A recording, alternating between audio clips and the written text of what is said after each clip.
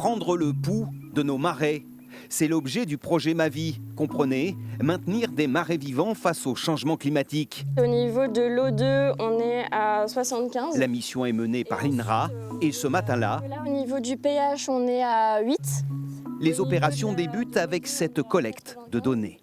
Je mesure donc différents paramètres physico-chimiques et on a par exemple le pH qu'on doit relever, on a aussi la salinité et le taux d'oxygène. Ces relevés sont soigneusement consignés. Ils seront recoupés plus tard. Est-ce que quelqu'un peut prendre la perche? Attention. Avec les observations issues de la pêche du jour. Alors c'est des populations qu'on a l'habitude de retrouver en marais.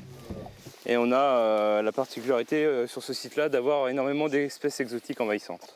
Comme le goujon asiatique par exemple, ou ces écrevisses de Louisiane. Et ça, ce n'est pas bon pour l'écosystème du marais.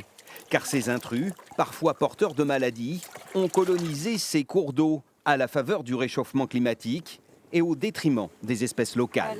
Ils prennent leur place et ils se reproduisent à une vitesse vraiment très rapide qui génère des compétitions pour l'habitat, pour la nourriture vis-à-vis des espèces de nos marais. Il s'agit donc de prendre la mesure de ce bouleversement. Et la pêche du jour va justement y contribuer. Regarde, ça et ça, c'est pas pareil. Hein. Clairement. Donc c'est des juvéniles d'autre chose, hein, ça.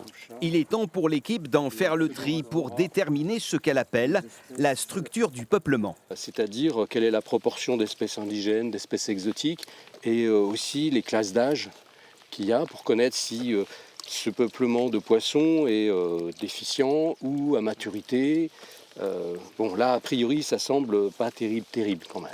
Le constat est sans appel.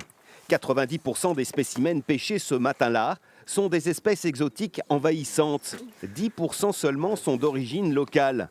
Celles-ci, et uniquement celles-ci, sont remises à l'eau, car les autres représentent un risque de perte de la biodiversité. Les chercheurs ont toutefois identifié quelques pistes pour tenter d'infléchir la tendance. On a un levier, donc du coup, ça serait la gestion de l'eau en fait. Donc du coup, maintenir une eau plus élevée au printemps et en été dans les canaux, pour du coup permettre aux espèces locales d'avoir des conditions plus favorables de vie. Une piste à confirmer au fil de cette vaste étude. Le projet Ma Vie se décline sur une quinzaine de sites en Charente-Maritime et en Vendée. Il s'étale sur une durée de 3 ans.